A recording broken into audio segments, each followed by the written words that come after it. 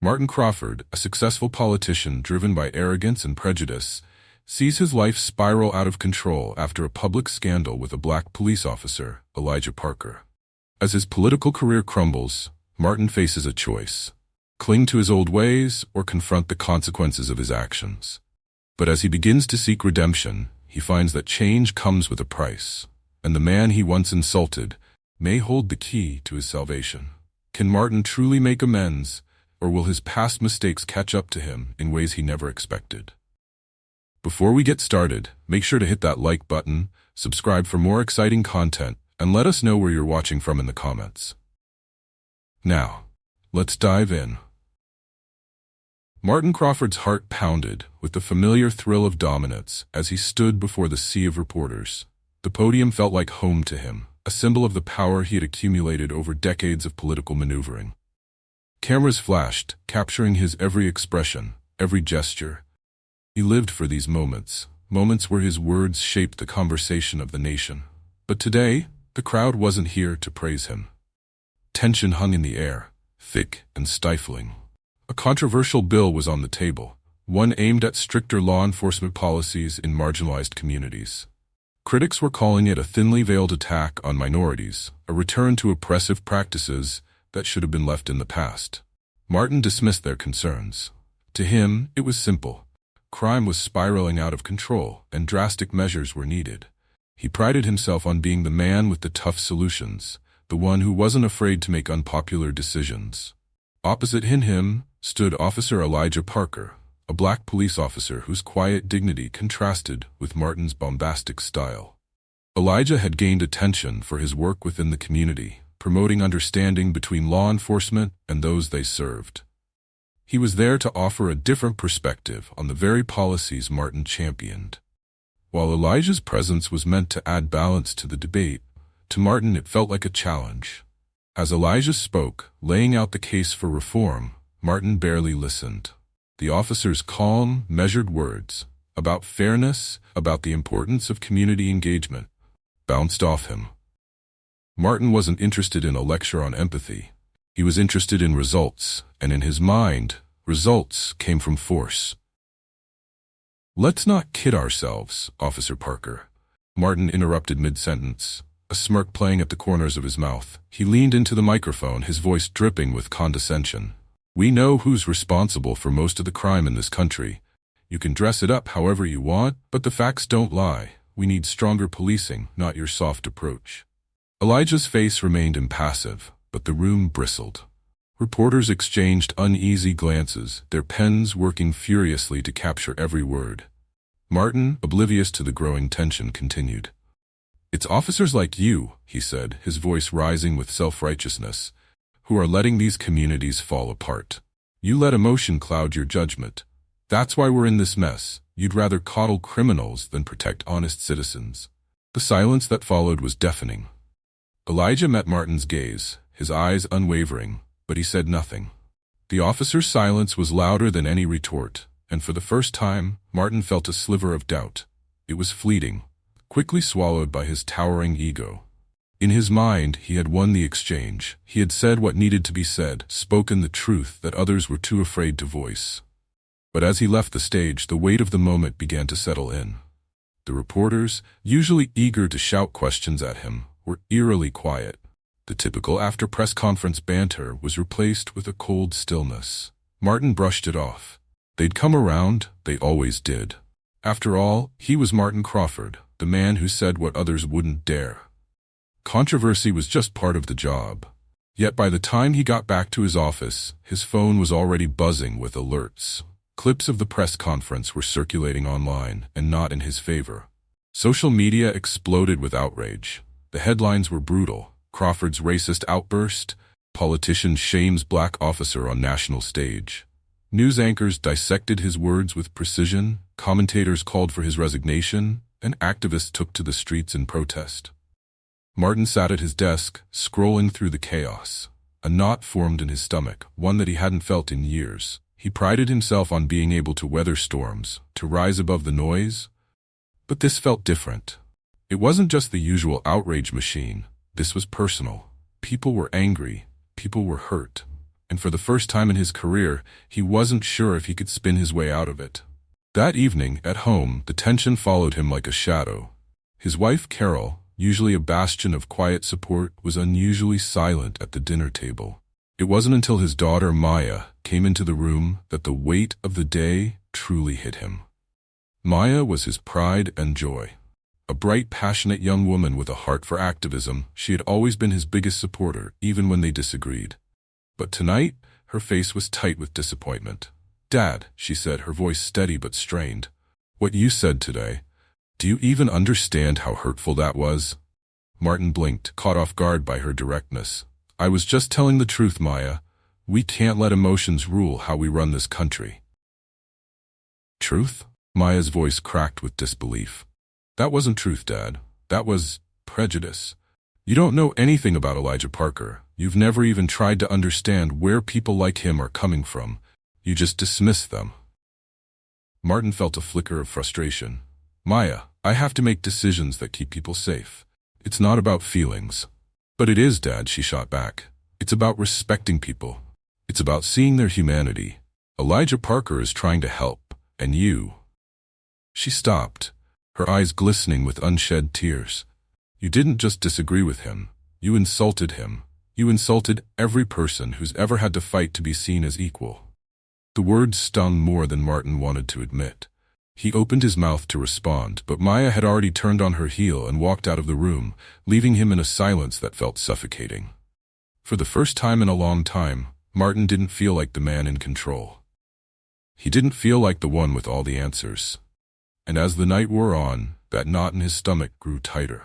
He had been so sure of himself, so convinced of his righteousness, but now doubt was creeping in, and with it came the realization that the path he had chosen might not be so righteous after all. That night, as he lay in bed, sleep eluded him.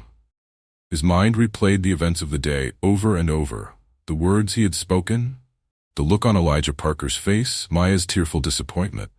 The questions swirled in his head, questions he wasn't ready to answer. Had he gone too far? Had he lost sight of the very people he had sworn to serve? As the hours dragged on, Martin found no answers, only the weight of uncertainty pressing down on him. For the first time in his career, he didn't know what came next, and that terrified him. The days following Martin Crawford's disastrous press conference were a blur of media scrutiny and political fallout. Everywhere he turned, the repercussions of his words followed him like a storm cloud. He had been through public controversies before, but this felt different. It wasn't just the usual cycle of criticism and support, it was personal. And it was relentless. The headlines became sharper. Calls for his resignation grew louder, and colleagues who had once stood by him now kept their distance. Even inside his own home, the tension was unbearable. His wife, Carol, avoided the topic entirely, and Maya had barely spoken to him since that fateful night. Martin told himself it was all temporary, that it would blow over as it always had. But deep down, he wasn't so sure. The turning point came one morning when Martin was called into a private meeting with his campaign manager, a shrewd woman named Evelyn Brooks. Evelyn had been with Martin from the early days of his career. She was pragmatic, focused, and didn't waste time on pleasantries. As he stepped into her office, the look on her face told him everything he needed to know. This wasn't going to be a friendly chat. "Martin, we need to talk," Evelyn said, gesturing for him to sit. Her voice was clipped, professional, but there was an edge of concern that Martin hadn't heard from her before. "I know what you're going to say, Evelyn," Martin replied, trying to keep his tone confident. "It's a rough patch, but we've handled worse. The base will rally. They always do." Evelyn leaned forward, her gaze piercing. "This isn't like before. You've crossed a line, and it's not going away. The media isn't letting up, and neither are the protests. We've lost 3 major donors in the past week. Martin, people are angry." He waved a hand dismissively, trying to maintain his composure. "People get angry all the time. They'll forget once something else grabs the headlines." Evelyn shook her head. "Not this time, and it's not just about the media. You've alienated a significant portion of the population. Your base may rally, but it's shrinking. We're losing moderates. Even people in your own party are distancing themselves from you." Martin felt a flicker of irritation. "I've never needed the moderates, Evelyn. My supporters know who I am. They know what I stand for. And what exactly do you stand for now? Evelyn's question hung in the air like a challenge. Martin blinked, taken aback by the directness of her words. He opened his mouth to answer, but for the first time, the familiar talking points felt hollow. What did he stand for? Tough policies? Strong leadership? But underneath those platitudes, what had he truly been fighting for? Before he could respond, Evelyn continued. Martin, I'm saying this as your campaign manager and as your friend. If you don't make some changes, you're done. Your career's on the line. You need to address this head-on. Apologize, show some humility, or at least pretend to. Do something. Because if you don't, you're going to lose everything. The room fell silent. Martin stared at the papers on Evelyn's desk, not really seeing them. Apologize? Humility? Those words felt foreign to him. He had always prided himself on being strong, on never backing down. And yet, here he was, being told to do the one thing he had spent his entire career avoiding, admitting he was wrong. I'll think about it, Martin said finally, though even as the words left his mouth, he knew they lacked conviction. Evelyn didn't press further. She simply nodded, though her eyes held a glimmer of something like disappointment. As Martin left the office, the weight of the conversation settled on his shoulders, heavier than he expected. At home, the atmosphere was no better. That evening, Martin sat at the dinner table with Carol and Maya, the silence between them thick with unspoken tension. Carol pushed her food around her plate, not making eye contact, while Maya sat across from Martin, her expression unreadable. How was your day, Dad? Maya finally asked, breaking the silence, though her tone lacked the warmth it once had. Martin hesitated, unsure of how to answer. His daughter's eyes searched his face, and for a moment he wondered if she already knew the answer. It was fine, he replied, his voice stiff. Just some meetings. Maya set down her fork, her gaze steady. Are you going to apologize? Her question was blunt, and it took Martin a moment to process it. He frowned. Apologize? For what, Maya? For what you said to Officer Parker, she said, her voice soft but unwavering. For the way you dismissed him, and for everything that came after. Martin felt his frustration rising. I've already explained this, Maya. I was doing my job. Sometimes tough decisions have to be made, and I'm not going to apologize for telling the truth. Maya shook her head, her expression a mix of sadness and disbelief. That wasn't the truth, Dad. That was your opinion, and it hurt people. It hurt me. The words stung more than Martin wanted to admit. He hadn't expected Maya to take this so personally, hadn't thought that his political stance would affect her in this way. She had always been passionate about social justice, but this was different. This was personal. Do you even care about how your words affect people? Maya continued, her voice trembling slightly. Or is it just about winning for you? Martin opened his mouth to respond, but the words caught in his throat. He had always prided himself on being tough, on standing by his convictions. But as he looked at his daughter, her eyes filled with disappointment and pain, he felt a pang of guilt that he hadn't anticipated. Maya, he started, but she didn't let him finish. You know, I used to look up to you, she said, her voice breaking. I used to think you were strong and brave, that you were fighting for something important. But now I'm not sure I even know who you are anymore. With that, Maya stood up from the table, her chair scraping loudly against the floor. She left the room without another word, leaving Martin and Carol in heavy silence. Martin sat there for a long time, staring at the empty chair where Maya had been. His chest felt tight, the knot in his stomach twisting painfully. For years he had been so sure of himself, so certain of his path. But now, for the first time, doubt gnawed at the edges of his confidence. Carol finally spoke, her voice quiet and measured. She's right, you know. Martin looked at her surprised. Carol rarely waded into his political battles, preferring to stay neutral. But tonight, there was no neutrality in her tone. She's right, she repeated, meeting his gaze. You've been so focused on being strong, on winning, that you've forgotten what you're fighting for. Martin felt a wave of defensiveness rise up in him. I know what I'm fighting for, Carol. I'm fighting for safety, for law and order. At what cost? Carol asked softly. At the cost of your family, your values, your soul? Her words hit him harder than he expected. He had always seen himself as a man of principle, a man who stood firm in the face of adversity. But now, as he sat in the silence of his home, with the weight of his family's disappointment hanging over him, Martin realized that he had lost sight of something important. The doubt that had been creeping into his mind over the past few days now loomed large. The man who had once felt invincible was now feeling very small. For the first time in a long time, Martin wasn't sure who he was anymore. Martin sat in his car, gripping the steering wheel tightly as the engine idled. He had been sitting there for nearly 10 minutes, debating whether to step outside and face the people waiting inside the community center.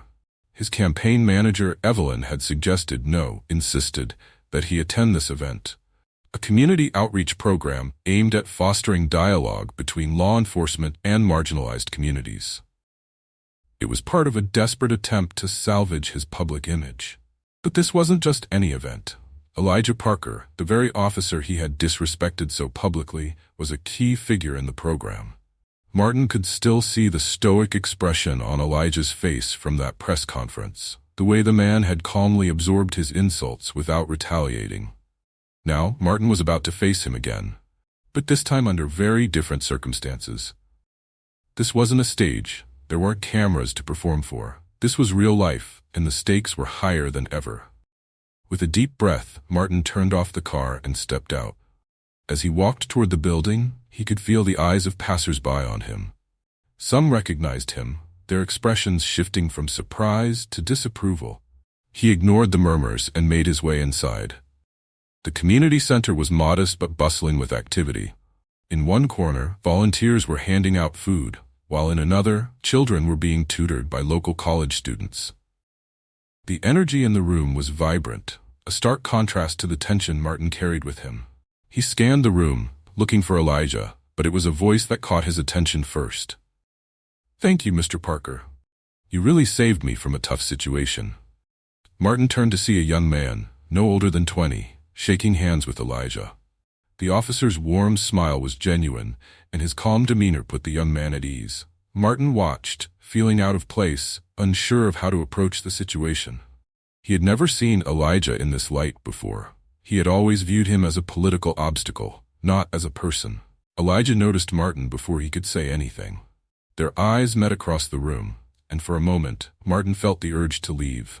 But Elijah walked over, his expression neutral, offering no signs of hostility or resentment.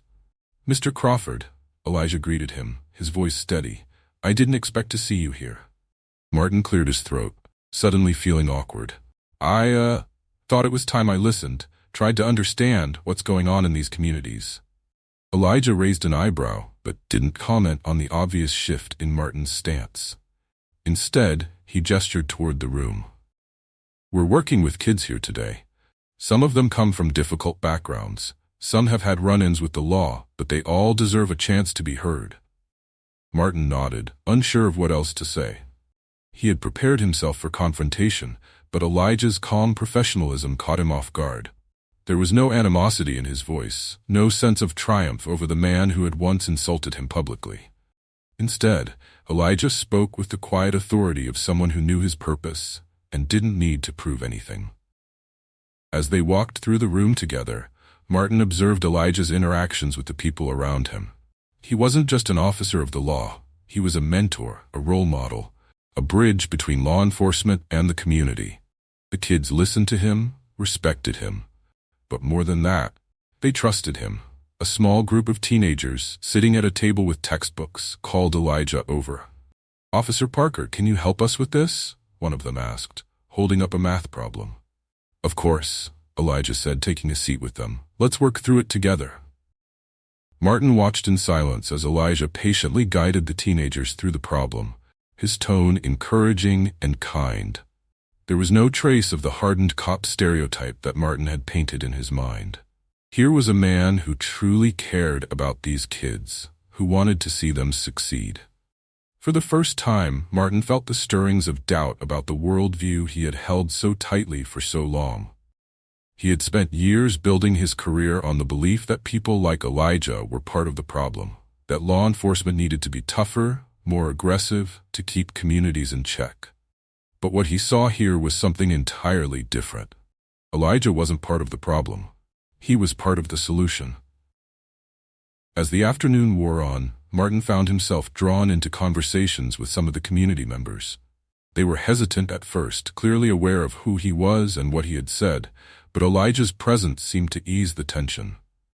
Slowly, people began to open up, sharing their stories of struggle and survival. There was an older woman who had lost her grandson to gang violence, and a single mother struggling to keep her kids away from that same fate. There were young men who had been in and out of the juvenile system, trying to find their way back to a life of opportunity. Each story was raw and real, cutting through the political rhetoric that Martin had relied on for so long.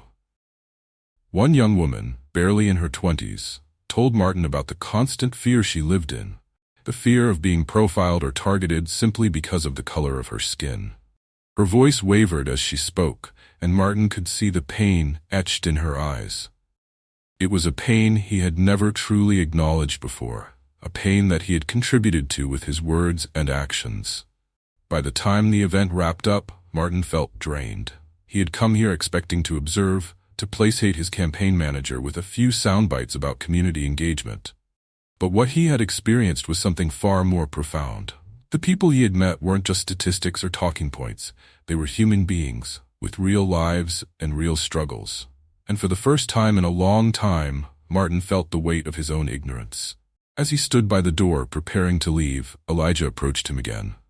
"I hope today gave you some perspective," Elijah said, his tone still as measured as ever. Martin nodded slowly. "It did.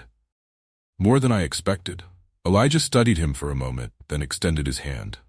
"I've always believed that people can change, Mr. Crawford. It's not easy, but it's possible."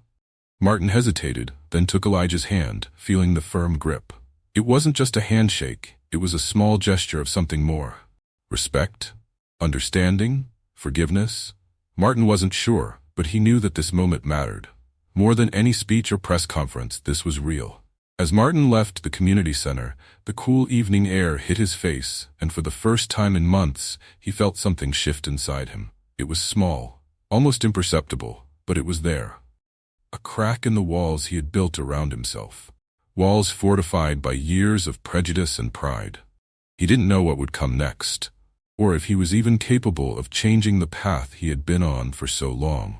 But for the first time, Martin wasn't certain of his righteousness. And that uncertainty, as unsettling as it was, felt like the beginning of something new. The room was quiet, save for the steady beeping of the heart monitor. Martin Crawford lay in the hospital bed, staring up at the ceiling, the sterile scent of antiseptic filling his nostrils. It had been a minor heart attack, the doctors said, nothing life-threatening, but enough to shake him. For the first time in his life, Martin felt fragile, vulnerable, in a way that went far beyond his physical health. He had been pushing himself too hard, Evelyn had told him. Stress, the endless media pressure, the protests, the collapse of his political career, it had all finally caught up to him. But as Martin lay there, he realized that it wasn't just the external pressures that had brought him to this moment. It was something deeper. The weight of his actions, the choices he had made, and the people he had hurt. The years of arrogance and pride were beginning to take their toll. And now, alone in this hospital room, he could no longer ignore the truth. The truth was, he regretted it all. It started with the press conference. That was the public moment when everything began to unravel, but the seeds of his downfall had been planted long before. Years of dismissing the struggles of people like Elijah Parker, years of building his political platform on fear and division, it had all led to this. He had alienated his colleagues, his supporters, even his own family. Maya hadn't spoken to him in days, her disappointment lingering like a shadow over every conversation they had tried to have. Martin had always believed that strength meant never backing down, never admitting weakness. But now, lying here in a hospital bed, he felt anything but strong. The weight of his mistakes pressed down on him, heavier than anything he had ever experienced. The door to his room creaked open, and Martin turned his head to see a familiar figure step inside. It was Elijah Parker. Of all the people who could have visited, Martin hadn't expected to see Elijah here.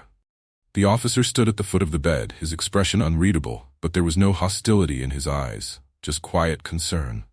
"Mr. Crawford," Elijah said, his voice low but steady. "I heard about what happened. How are you feeling?"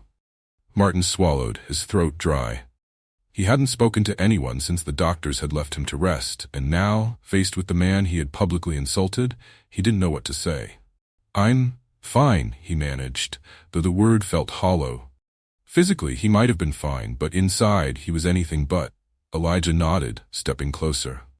"I know we haven't exactly seen eye to eye, but I wanted to stop by.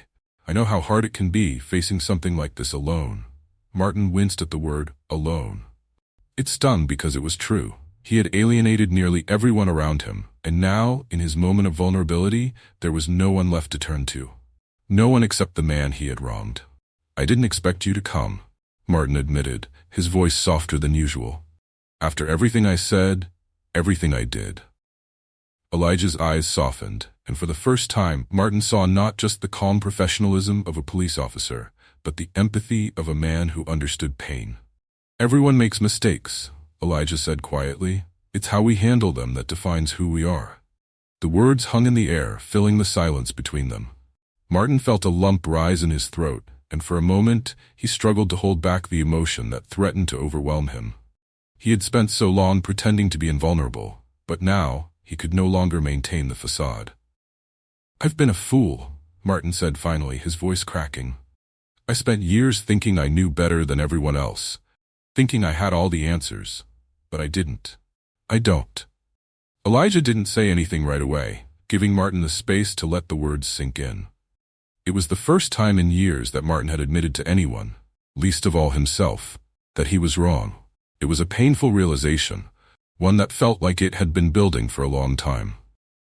"I hurt a lot of people," Martin continued, his eyes fixed on the ceiling. "Not just with that press conference, but with everything. I built my whole career on pushing people away, on dividing instead of bringing people together. And now I'm paying for it." Elijah's voice was gentle when he spoke. "Regret can weigh us down if we let it, but it can also push us to change." Martin's gaze finally shifted to Elijah, searching his face for something. Understanding, forgiveness, hope. He wasn't sure what he expected, but what he saw in Elijah's expression was a quiet strength, a strength that came from empathy, not power. "Why are you here?" Martin asked, his voice barely a whisper. "After everything I did to you, why would you even care?" Elijah was quiet for a moment, as if weighing his answer. "Because I've seen too many people go down the wrong path and never find their way back. I don't want that for you, Mr. Crawford. I don't want that for anyone." The simplicity of the answer hit Martin harder than he expected. He had spent so much of his life viewing people like Elijah as adversaries, as obstacles to his goals. But in this moment he realized how wrong he had been. Elijah wasn't his enemy. In fact, Elijah was offering him something he hadn't expected: compassion. For a long time, neither man spoke. The silence between them wasn't uncomfortable, but instead it felt like a moment of understanding, a moment where two people from very different worlds could finally see each other for who they really were. When Elijah finally spoke again, his words were measured but firm. "I know it's not easy to admit when you're wrong, but I also know that it's never too late to make things right. It's not going to happen overnight, and it's not going to be easy, but you can change, Mr. Crawford, if you want to." Martin closed his eyes, letting the weight of the words sink in. Change. It was a word he had resisted for so long, a word that felt like weakness. But now, in the stillness of the hospital room, it didn't feel like weakness anymore. It felt like the only option left. "I don't know how to fix everything I've done," Martin admitted, his voice barely audible. "You start by listening," Elijah said simply, "and by taking responsibility." Martin nodded, though the enormity of the task ahead of him felt overwhelming. He had spent years building his career on division, on refusing to listen, on pushing people away. Changing that now seemed almost impossible. But as he looked at Elijah, standing there with quiet conviction, Martin realized that maybe, just maybe, it wasn't too late. As Elijah turned to leave, Martin found his voice again. "Elijah," he called, his tone softer than it had ever been. "Thank you." Elijah paused at the door, glancing back over his shoulder. "Take care of yourself, Mr. Crawford. I'll be around if you need me." And with that, he was gone, leaving Martin alone once more. But this time, the loneliness didn't feel quite so suffocating. For the first time in months, Martin felt a small spark of hope. A hope that maybe, just maybe, he could find his way back from the edge. It wouldn't be easy. It wouldn't be quick. But the path was there, waiting for him to take the first step. As the heart monitor continued its steady beeping, Martin closed his eyes and took a deep breath. The weight of regret was heavy, but it didn't have to crush him. Not if he was willing to change. Martin stood in front of the mirror in his home, adjusting the collar of his shirt. He had lost weight since the heart attack. His face looked gaunter, his eyes more sunken. There were lines etched deeply into his skin, lines he hadn't noticed before. But they told the story of a man who had faced the consequences of his choices. The hospital stay had been brief, but the emotional toll lingered.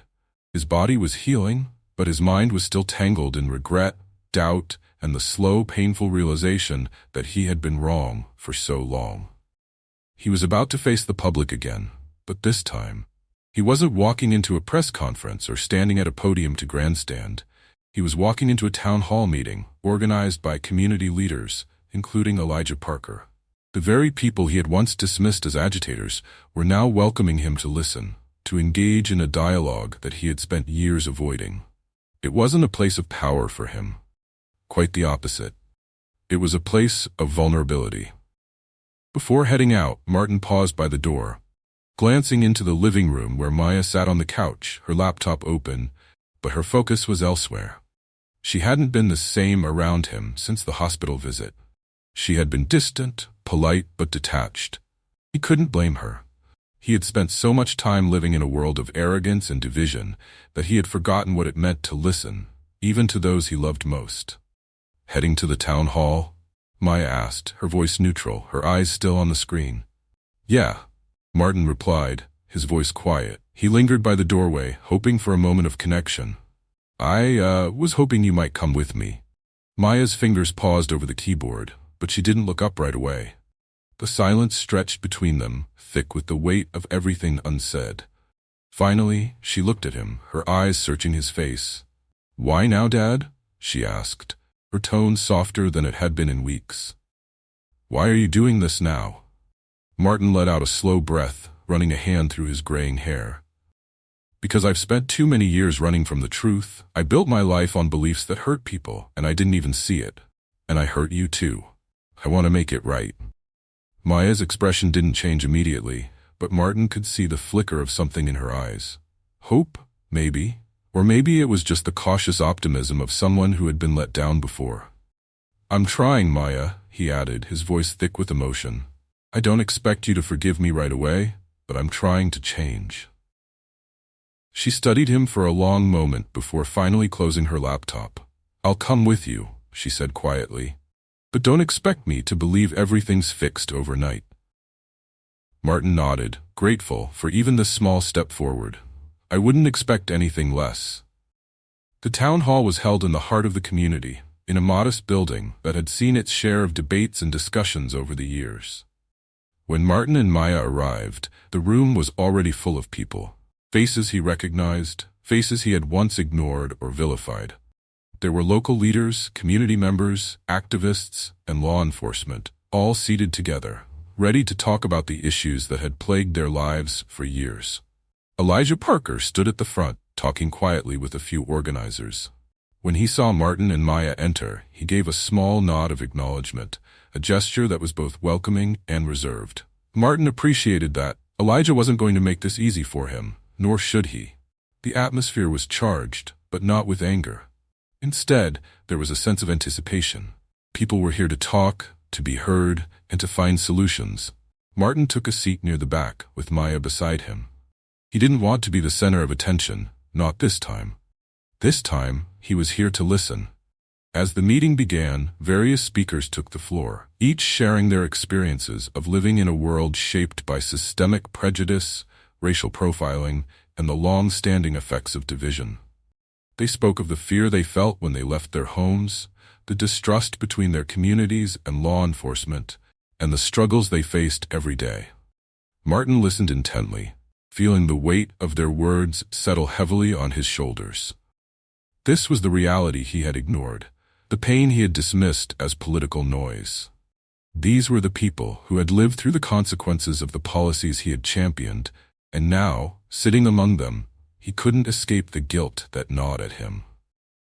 At one point, a young man stood up to speak. His name was Jamal, and he looked no older than 25, with a quiet intensity in his eyes. "I grew up in a neighborhood where the police were more feared than the gangs," Jamal said, his voice steady. "We didn't trust them because they didn't trust us. They saw us as criminals before they even knew our names. And people like you." Jamal turned toward Martin, his gaze unwavering. "People like you made sure that we stayed in that box. You didn't care about us. We were just numbers to you, statistics to justify your policies." The room fell silent, and Martin felt every pair of eyes turn toward him.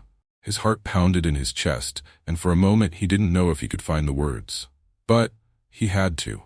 He had come here to take responsibility, and that meant owning the harm he had caused. Martin stood, his legs feeling shaky beneath him. He cleared his throat, his voice quieter than usual. "You're right," he said, his voice thick with emotion. "I didn't care. I didn't see you, any of you, for who you really are. I saw what I wanted to see, what I needed to see to fit my own narrative. And I was wrong." The room remained quiet, but Martin could feel the weight of the moment pressing down on him. "I spent years thinking I knew what was best for this country, for communities like yours, but I was blinded by my own arrogance. I didn't listen. I didn't try to understand. And for that, I am deeply, deeply sorry." He looked around the room, meeting the eyes of those who had suffered because of people like him. "I can't undo the damage I've caused.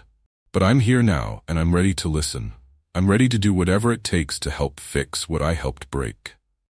For a long moment, no one spoke. The tension in the room was palpable, the weight of years of pain and mistrust hanging in the air. Then, slowly, Elijah Parker stood up and walked to the front of the room. He turned to face Martin, his expression unreadable. "Change isn't easy, Mr. Crawford," Elijah said, his voice calm but firm. "It takes time, and it takes effort. But it starts with what you did today, with admitting that you were wrong and being willing to listen." Martin nodded, grateful for the chance to even be standing here. He knew this was just the beginning of a long road. The damage he had done wasn't going to be repaired overnight, and forgiveness, if it ever came, would take time. But for the first time in his life, Martin felt like he was on the right path. As the meeting continued, Martin sat back down, listening to the voices around him. Maya glanced at him, her expression softening slightly. She didn't say anything, but the fact that she was here with him, sitting beside him, was enough for now. It was a step forward. In the weeks that followed, Martin threw himself into the work of rebuilding, not his career, but his life. He attended more community meetings, worked with local leaders, and spoke out against the very policies he had once supported. The media continued to watch his every move, some skeptical, some hopeful.